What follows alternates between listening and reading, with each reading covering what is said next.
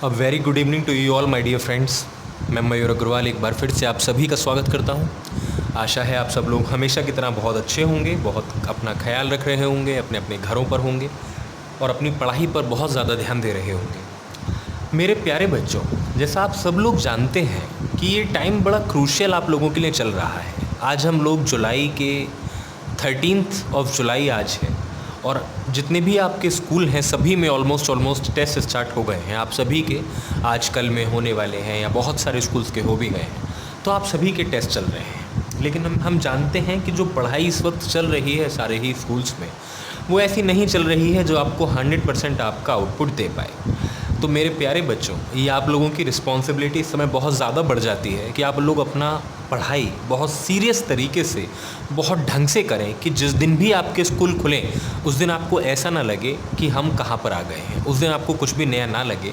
इसके लिए ज़रूरी है कि आप लोग अपनी पढ़ाई को बहुत ध्यान से, बहुत सही तरीके से, सिस्टमेटिक वे में करते रहें। चाहे आप थोड़ा थोड़ा पढ़िए लेकिन सारी चीज़ों को पढ़ते रहिए। प्यारे बच्चों, हम लोग रेशनल नंबर क्लास 8 का चैप्टर स्टार्ट किया था। हम लोगों ने पिछली वीडियो में हमने उसको स्टार्ट किया था और मैंने आपको उसका इंट्रोडक्शन और प्रॉपर्टीज़ ऑफ एडिशन के बारे में बता दिया था। हम properties of rational number discuss कर रहे थे, उनमें प्रॉपर्टीज़ ऑफ एडिशन हम लोग डिस्कस कर चुके थे। आज इस वीडियो में हम प्रॉपर्टीज़ ऑफ सब्ट्रैक्शन को डिस्कस करने वाले हैं। उसकी 4 प्रॉपर्टीज़ होती थी, मतलब सारे केसेस में हम एडिशन का केस की बात करेंगे तो उसमें भी थी, सब्ट्रैक्शन की भी हैं, मल्टीप्लिकेशन की भी हैं और डिवीज़न की भी हैं। बहुत छोटी छोटी कुछ वीडियोस में हम इनको डिस्कस करने वाले हैं। अगली 2 वीडियोस में मल्टीप्लिकेशन और सब्ट्रैक्शन करके इस चैप्टर को हम लोग कंक्लूड कर देंगे। आज हम लोग जो डिस्कस करने वाले हैं बच्चों, उसमें प्रॉपर्टीज़ ऑफ सब्ट्रैक्शन में सबसे पहली जो प्रॉपर्टी आती है वो आती है क्लोजर प्रॉपर्टी। कौन सी आती है? Closure property. अगर आप लोगों ने पिछली वीडियो देखी होगी तो आपने उसमें देखा होगा कि क्लोजर प्रॉपर्टी क्या थी। हमने एडिशन के केस में क्लोजर प्रॉपर्टी पढ़ा था।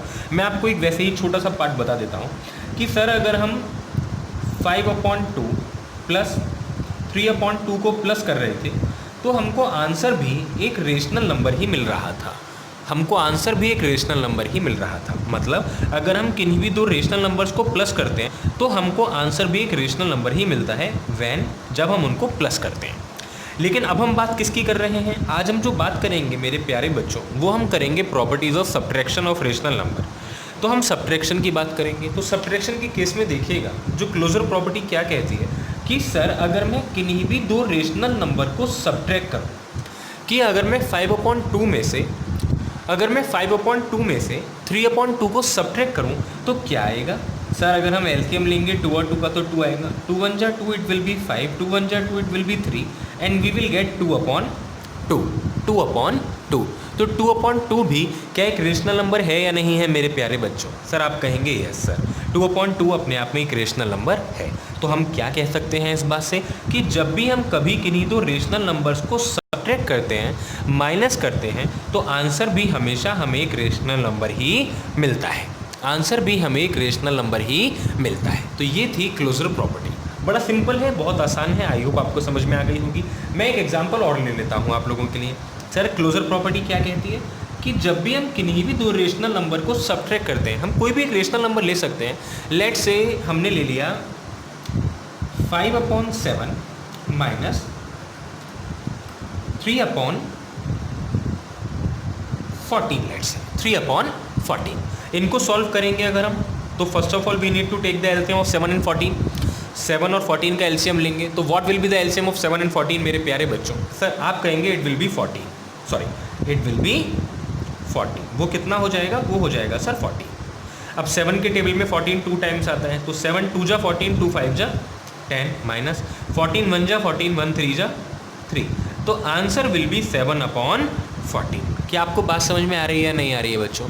तो सर हम इससे क्या कह सकते हैं कि जब भी हम किन्हीं भी 2 रेशनल नंबर को सब्ट्रैक्ट करते हैं तो आंसर भी हमेशा हमें रेशनल नंबर ही मिलता है। बस ये होती है आपकी क्लोजर प्रॉपर्टी। आई होप आपको बात समझ में आ गई होगी। पॉइंट नंबर 2 की तरफ चलते हैं सर, जो आज की हमारी सेकेंड प्रॉपर्टी है उसकी तरफ बढ़ते हैं आगे। मैं आपको 2 प्रॉपर्टीज़ अलग अलग ही समझाऊंगा। आपकी बुक में एक साथ दे रखी हैं वो, लेकिन हम दोनों को अलग अलग डिस्कस करेंगे। मैं नहीं चाहता कि हम लोग को जल्दबाजी करें, आपको चीज़ें कंसेप्चुअली क्लियर होनी चाहिए। जो सेकंड प्रॉपर्टी आती है बच्चों, सर वो आती है कॉम्यूटेटिव प्रॉपर्टी। Commutative property. अच्छा, यहां से आपको क्या पता चला कि सब्ट्रैक्शन के केस में क्लोजर प्रॉपर्टी सेटिस्फाई होती है या नहीं होती है? सर होती है। In the case of subtraction हमारी क्लोजर प्रॉपर्टी सेटिस्फाई हो रही है या नहीं हो रही है? क्लोजर प्रॉपर्टी कहती है कि जब भी हम किन्हीं दो रेशनल नंबर को सब्ट्रैक्ट करेंगे आंसर भी रेशनल नंबर ही मिलेगा। तो क्या मिल रहा है? यस सर, मिल रहा है। तो हमारी क्लोजर प्रॉपर्टी सब्ट्रैक्शन के केस में आपका लागू होती है, एलिजिबल होती है। पॉइंट नंबर 2 की तरफ आगे बढ़ते हैं। जो सेकंड प्रॉपर्टी है बच्चों, वो है सर कॉम्यूटेटिव प्रॉपर्टी। पहले आपको पता होना चाहिए कि कॉम्यूटेटिव प्रॉपर्टी होती क्या है। मैं आपको एक छोटा सा रिवीजन करा देता हूँ इसका। सर कॉम्यूटेटिव प्रॉपर्टी क्या थी कि सर अगर मैं किन्हीं भी दो नंबर्स को प्लस करूँ, लेट्स से आई टेक 5 + 4 और तो आंसर क्या आएगा? 9 आएगा। सर अगर मैं 4 + 5 लिख दूँ तो क्या आंसर में कुछ फ़र्क पड़ेगा? आप कहेंगे सर नहीं, तो आंसर में फ़र्क नहीं पड़ेगा। कहने का मतलब क्या था कि एडिशन के केस में अगर हम सिर्फ नंबर्स को इधर उधर कर दें, नंबर्स को इधर उधर कर दें, पहले का बाद में का पहले कर दें, तो आंसर में कोई भी चेंज नहीं आता। इसको कहते थे कॉम्यूटेटिव प्रॉपर्टी इन एडिशन। अब हम बात कर रहे हैं कॉम्यूटेटिव प्रॉपर्टी इन सब्ट्रैक्शन। तो सब्ट्रैक्शन के केस में क्या होगा प्यारे बच्चों? सब्ट्रैक्शन के केस में आप ध्यान से देखिए, सर अगर मैं 5 - 4 करूँ तो आंसर क्या मिलेगा? 1 मिलेगा। और अगर मैं 4 - 5 कर दूं तो आंसर क्या मिलेगा? क्या 1 मिलेगा? आप कहेंगे नहीं sir, answer will be -1। Answer will be -1। अब आप मुझे बताइए, क्या 1 - 1 के इक्वल है क्या? क्या -1 1 के इक्वल है क्या? आप कहेंगे सर नहीं, दीज आर नॉट इक्वल। तो बच्चों यहीं से आपको बात पता चलनी चाहिए कि सर जब भी हम किन्हीं दो रेशनल नंबर्स को सब्ट्रैक्शन के केस में अगर उनका हम जगह चेंज करते हैं तो आंसर चेंज हो जाता है। मैं आपको दिखा देता हूँ एक बार कैसे, आप लोग ध्यान से देखिएगा बस इसको। सर मान लीजिए अगर मैंने एक नंबर लिया 5/7, अभी जैसे ऊपर लिया था वही ले लेते हैं, और उसमें से माइनस किया हमने 3/14। ठीक है मेरे प्यारे बच्चों, तो सर इसको अगर हम सॉल्व करेंगे तो आंसर कितना आएगा? हमने ऊपर किया था तो सर इसका एलसीएम कितना आ रहा था? LCM was 14। तो 7 2 5 2 10 माइनस 14 1 1 3 3। Answer was 7/14। आंसर कितना आ रहा था? Answer was 7/14। अब दूसरा केस लेते हैं कि अगर मैं इनके प्लेस को चेंज कर दूं, मतलब अगर मैं पहले लिखूं 3/14 माइनस करूं 5/7, तो आंसर क्या आएगा? सर एलसीएम अब की बार भी 14 आएगा। तो 14 1 14 3 और 7 2 14 10। तो इट विल बी माइनस का 7/14। अब आप मुझे बताइए क्या 7/14 इक्वल है -7/14 के? बताइए इक्वल है या नहीं है? आप कहेंगे सर नहीं, 7/14 -7/14 के इक्वल नहीं है। तो मेरे प्यारे बच्चों हमें यहाँ से क्या पता चलता है कि sir in the case of subtraction के केस में कॉम्यूटेटिव प्रॉपर्टी लागू नहीं होती है, उसमें एलिजिबल कॉम्यूटेटिव प्रॉपर्टी नहीं होती है in the case of subtraction. I hope बच्चों आपको बात समझ में आ रही होगी। थर्ड प्रॉपर्टी की तरफ आगे बढ़ते हैं, ध्यान से देखिएगा। जो आपकी थर्ड प्रॉपर्टी आती है, सर थर्ड प्रॉपर्टी क्या आती है मेरे प्यारे बच्चों? थर्ड प्रॉपर्टी है एसोसिएटिव प्रॉपर्टी। आपने अगर मेरी लास्ट वीडियो देखी होगी तो उसमें आपने देखा होगा एसोसिएटिव प्रॉपर्टी क्या थी। सर एसोसिएटिव प्रॉपर्टी ये कहती है कि लेट्स से मैं आपको एडिशन के केस के एक बार पहले रिवाइज करा देता हूँ, उससे आपको समझने में आसानी होगी। सर एसोसिएटिव प्रॉपर्टी ये कहती थी कि सर मान लीजिए मेरे पास 3 नंबर हैं, 5 + 4 + 3, ओके, और जो मेरा ब्रैकेट है वो है 5 + 4 पे। तो आप लोग 8th क्लास में ये अभी तक जान गए होंगे कि इसको हम कैसे सॉल्व करेंगे। अकॉर्डिंग टू बोर्ड मास हम इसको सॉल्व करेंगे, और क्योंकि पहले जिस पर ब्रैकेट है उसको सॉल्व किया जाएगा, तो इसको कैसे सॉल्व करेंगे सर? सर सबसे पहले ब्रैकेट में देखेंगे 5 + 4 9 और 9 + 3 हो जाएगा आपका 12। आंसर आ गया हमारा 12। अगर मैं इसी को 5 + 4 + 3, यही 3 नंबर्स हैं, अगर अब की बार मैं ब्रैकेट 4 + 3 पर लगा दूं तो क्या होगा? सर सबसे पहले मेरा ये वाला ब्रैकेट सॉल्व होगा, 4 + 3 7 और 5 + 7 हो जाएगा हमारे प्यारे बच्चों 12। अब आप बताइए क्या हमारा इस केस में, प्लस के केस में, सिर्फ ब्रैकेट्स को चेंज करने में आंसर में कोई फ़र्क आया क्या? बताइए आया क्या? सर नहीं आया, ये हम पहली वीडियो में सीख चुके हैं। सर अब मैं दूसरा केस लेता हूँ माइनस का। मान लीजिए अगर मैं करूँ 5 - 4 - 2, ओके, 5 - 4 - 2, सही है प्यारे बच्चों। तो हम इसको देखेंगे तो क्या हो जाएगा सर, ये इसको सॉल्व कीजिए सर। इसको देखेंगे तो 5 - 4 1 और 1 - 2 हो जाएगा हमारा -1। इस वाले केस में ब्रैकेट किस पर था मेरा, 5 और 4 पर, सही है।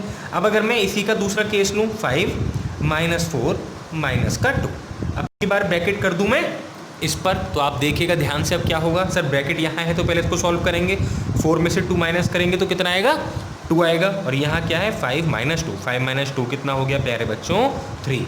आप मुझे बताइए कि क्या सर दोनों का आंसर सेम है क्या, सर नहीं। इसका आंसर कितना आ रहा है, -1, इसका कितना आ रहा है 3, ये दोनों आंसर सेम नहीं है।